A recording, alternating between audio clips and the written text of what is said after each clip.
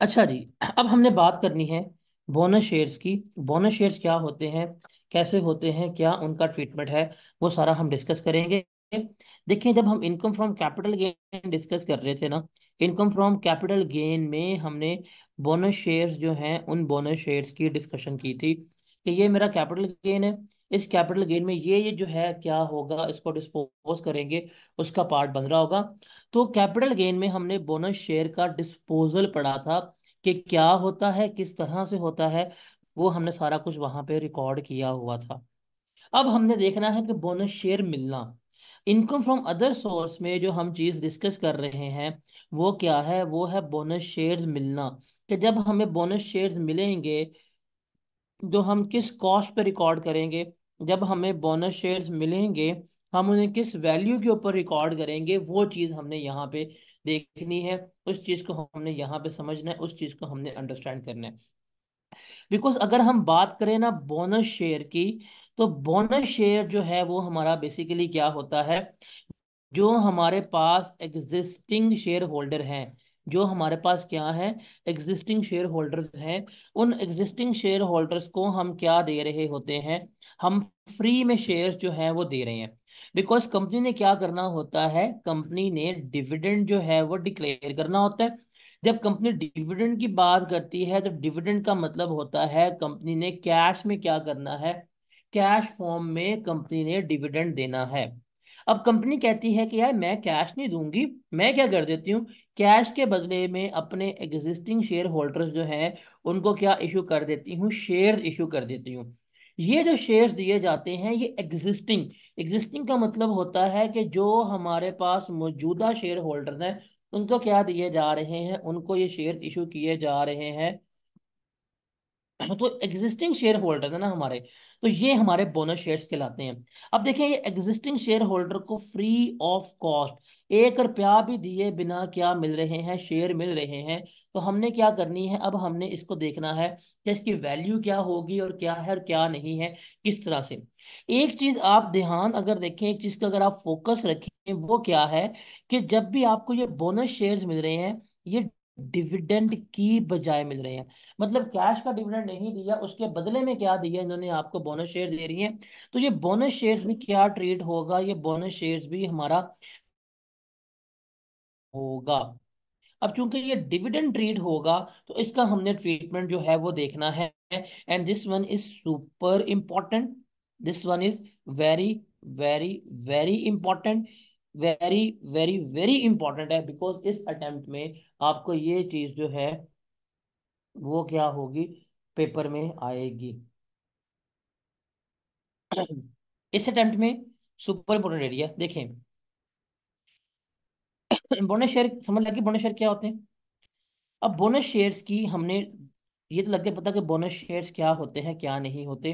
अब हमने इनके टैक्सेशन देखनी है कि टैक्सेशन क्या है क्या नहीं है, वो हमने देखनी है क्या है कैसे नहीं है। देखिए, जब हमें ये शेयर्स मिलेंगे तो ये हमारा डिविडेंड का पार्ट बनेंगे। जब डिविडेंड का पार्ट बनेंगे तो हमें क्या करना पड़ेगा, इसके ऊपर टैक्स पे करना पड़ेगा।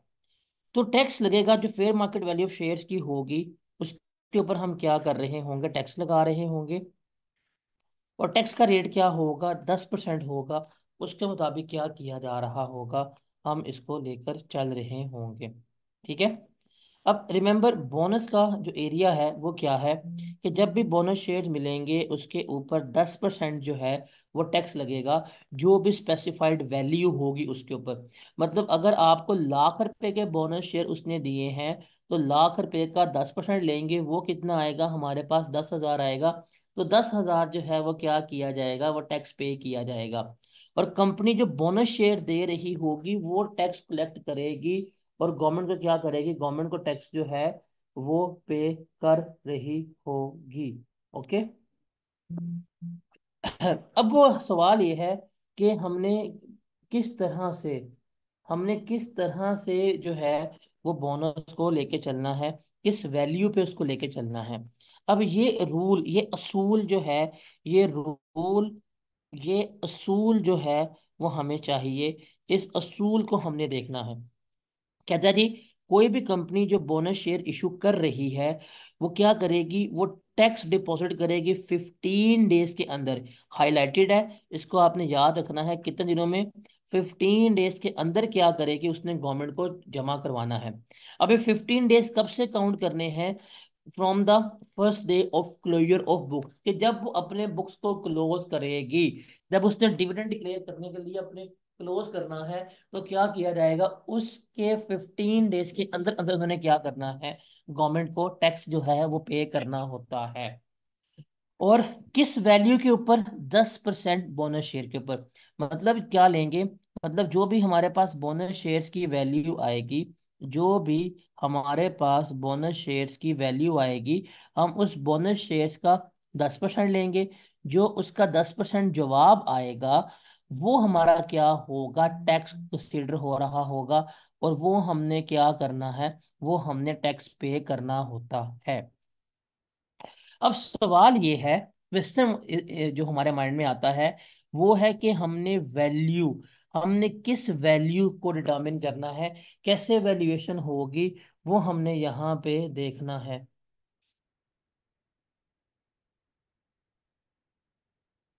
देखें, पहली बात है लिस्टेड कंपनी के बारे में।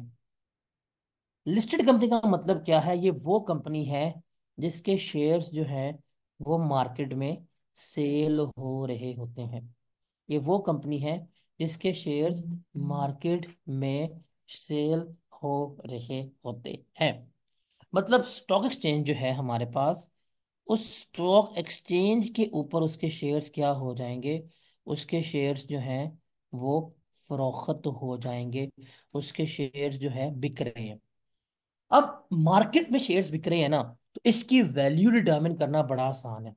वो क्या होगी कि जब वो अपने बुक्स को क्लोज करेंगे, कब, जब वो अपनी बुक्स को क्लोज करेंगे, बुक्स को क्लोज करने के बाद जो डे एंड के ऊपर कीमत होगी, बुक्स को क्लोज करने के बाद जो डे एंड के ऊपर कीमत है, मतलब फॉर एग्जांपल उन्होंने बुक्स क्लोज की हैं 1 दिसंबर 2023 को, आज सुबह बुक्स क्लोज की, आज शाम को जो मार्केट में शेयर की वैल्यू होगी, वही वैल्यू क्या होगी हमारी, इसके लिए कंसिडर होगी। उस वैल्यू का 10% लिया जाएगा और गवर्नमेंट को टैक्स जो है वो पे कर दिया जाएगा। यहां तक इन 3 पॉइंट्स की समझ आई आप लोगों को? इसमें कोई सवाल, कोई कंफ्यूजन है किसी किस्म को तो बताएं। आखिरी वाला सिंपल, उस दिन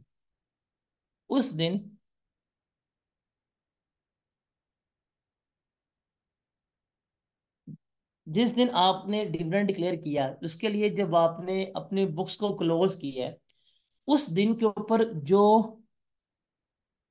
मार्केट वैल्यू है ना, वही क्या होगी, आपकी वैल्यू कंसिडर हो रही होगी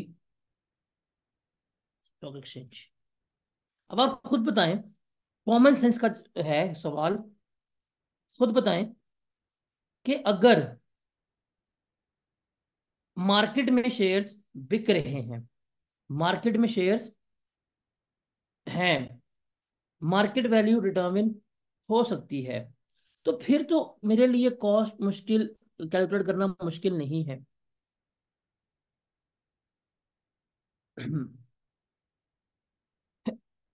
अब इसके जो प्राइवेट कंपनी के शेयर है ना, अब वो कंपनी जो टैक्स के परस्पेक्टिव है प्राइवेट कंपनी है, और जिसके शेयर मार्केट में नहीं बिक सकते, अब उसकी मार्केट वैल्यू डिटरमिन करनी है, कैसे करेंगे? बिकॉज हमें अगर उसकी वैल्यू डिटरमिन हो गई, तो उस वैल्यू का 10% लेंगे, तो मेरे पास क्या आएगा, टैक्स आ जाएगा। तो ये चीज देखनी है, प्राइवेट कंपनी का रूल। साहब जी क्या देखना है, प्राइवेट कंपनी का रूल, ये रूल नंबर सी, इसको देखना है, इसको समझना है। मैं हाईलाइट करूंगा, कहता है जी प्राइवेट कंपनी का रूल क्या है, value of bonus shares in case of unlisted company, जो प्राइवेट कंपनी है उसके बारे में। वो क्या होगा, जो अंडर लॉ प्रिस्क्राइब्ड है, जो लॉ ने बताया है। और लॉ ने क्या बताया है कि face value of the share और breakup value of the share, whichever is higher. क्या बताया है, face value of the share और breakup value of the share, whichever is higher,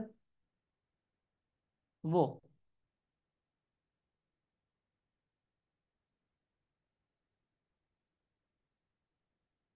अब यहाँ पे आपने चीज देखनी है, यहाँ पे आपने चीज समझनी है, उसको जरा रूल को देखना है। देखिए रूल है हमारा,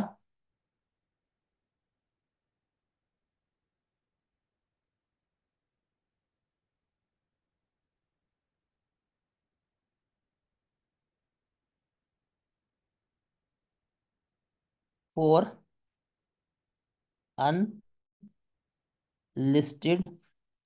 कंपनी। अब रूल हमारा क्या है? Face value. फेस वैल्यू का मतलब होता है कि हमारी जो बेसिक प्राइस है शेयर की वो कितनी है, और ब्रेकअप वैल्यू।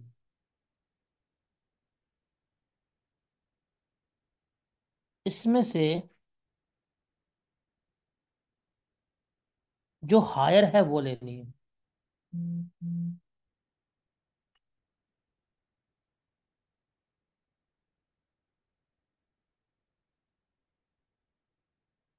अब ये तो हमें पता है कि ये क्या होती है, अमूमन 10 रुपये होती है। इसका हमने किस तरह से डिटर्मिन करना है? रिमेंबर, शेयर कैपिटल, और ये ऑर्डिनरी शेयर कैपिटल होता है, प्लस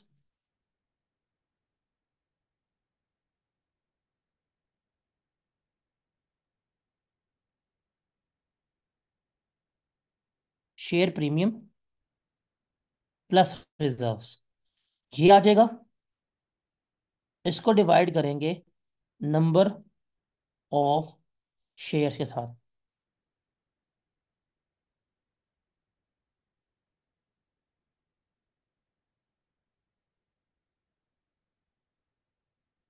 इस पे आपके पास क्या आ जाएगी? हाँ जी, हाँ जी, इस पे बात क्या आ जाएगी? आपके पास ब्रेकअप वैल्यू आ जाएगी। तो इन शॉर्ट, इक्विटी को डिवाइड करें नंबर ऑफ शेयर्स के ऊपर, तो बस क्या आ जाएगी? ब्रेकअप वैल्यू आ जाएगी। ओके। ये रूल समझ आया कि प्राइवेट कंपनी के शेयर्स किससे लगाने हैं हमने? इस रूल में किसी को कंफ्यूजन है तो बताए।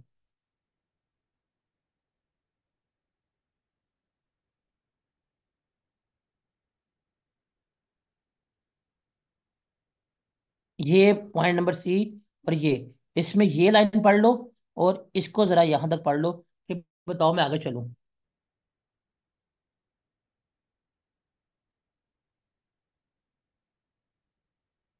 आगे चलते हैं जी। अब रिमेंबर, कंपनी जो है वो टैक्स कलेक्ट करेगी, और वो टैक्स जो है वो गवर्नमेंट को जमा करवा देगी। सिंपल सी बात है।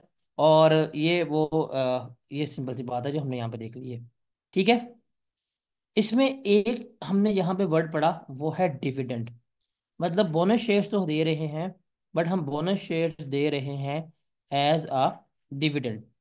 एक हम वर्ड पढ़ेंगे, वो है डिविडेंड इन स्पीशी।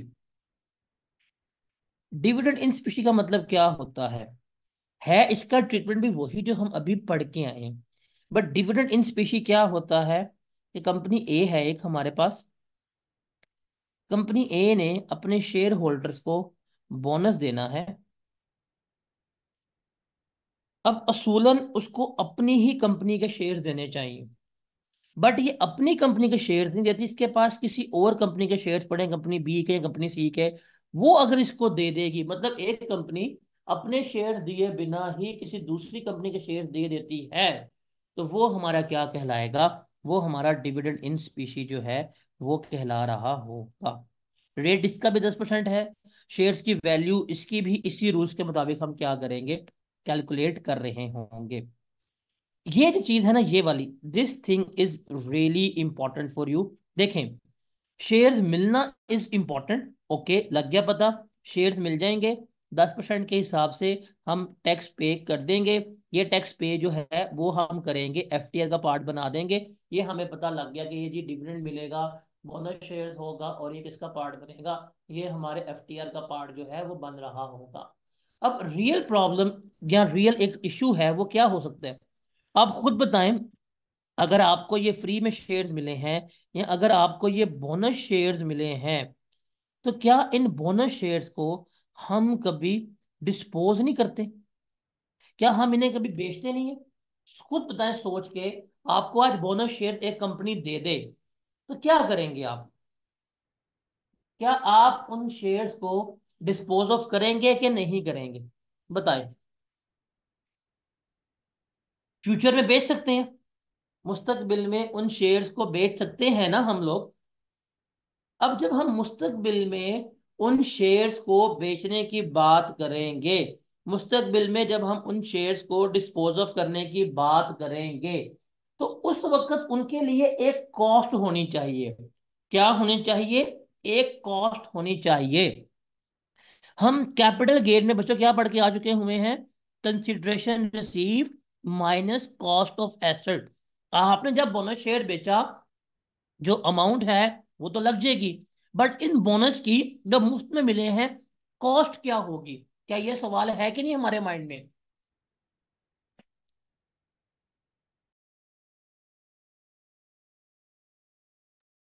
अब इसके लिए ये लाइनें आपने याद रखनी है।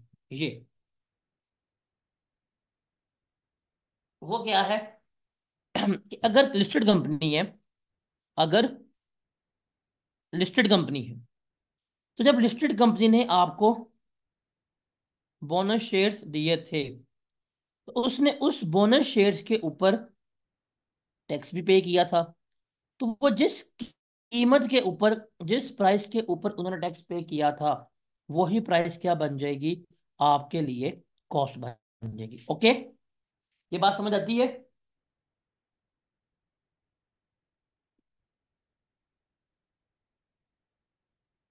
ऐसी सिंपल सी बात है ना लड़के। असद, जिस कीमत के ऊपर आपको आपका टैक्स कटा है, जिस वैल्यू के ऊपर आपका टैक्स कटा ना बोनस शेयर्स का, उसी वैल्यू पे क्या करेंगे? आप उसको अपनी कॉस्ट रिकॉर्ड कर लेंगे, सिंपल।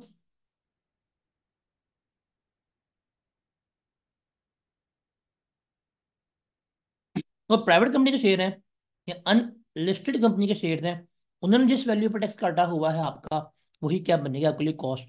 और अगर आपने कोई टैक्स पे नहीं किया, तो आपकी कॉस्ट क्या बनेगी? जीरो कंसिडर हो रही होगी। ओके।